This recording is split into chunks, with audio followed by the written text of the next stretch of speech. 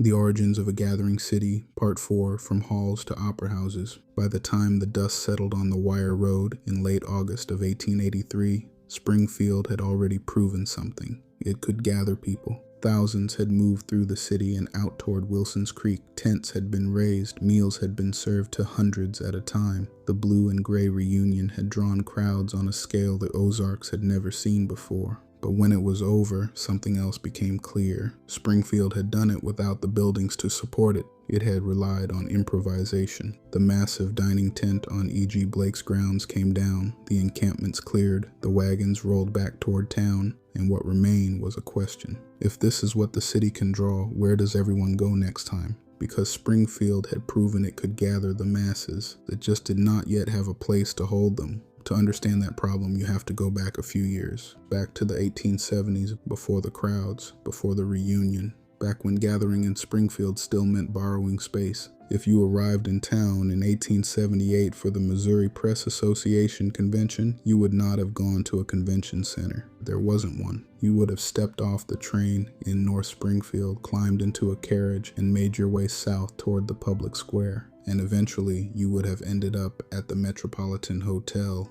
Built in 1870 by Colonel F.S. Jones on College Street, the Metropolitan, known as the Met, was one of the most modern buildings in the city. It had a grand dining hall, gas lighting, and even an elevator, something many towns in the Ozarks had never seen. For a small group, it worked. About 150 editors gathered there in 1878. They met, talked, and then went back out into the state carrying a new story about Springfield. But even then, the limits were obvious. The Met was not a public space, it was a hotel, and Springfield was beginning to realize something. If the city wanted to grow, it could not keep hosting its future inside borrowed rooms. So in 1875, the city made its first real move, the Springfield Opera House. Located on the south side of the public square along South Avenue, it was the first building in Springfield designed specifically for gathering. It had around 600 seats. It hosted speakers, performances, and meetings. For the first time, the city had a place that belonged to the crowd, and for a while that was enough.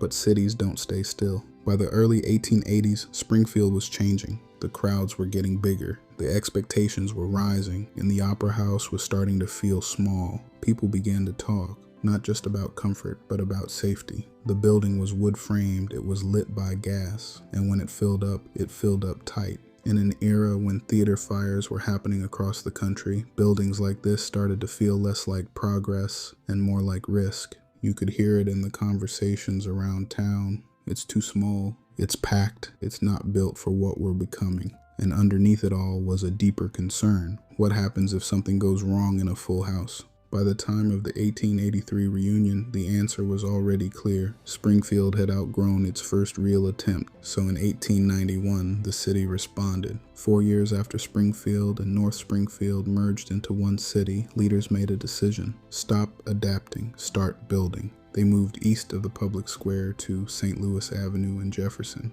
And there, at 322 St. Louis Avenue, they built the Baldwin Theatre. This was not a small step forward, this was a leap.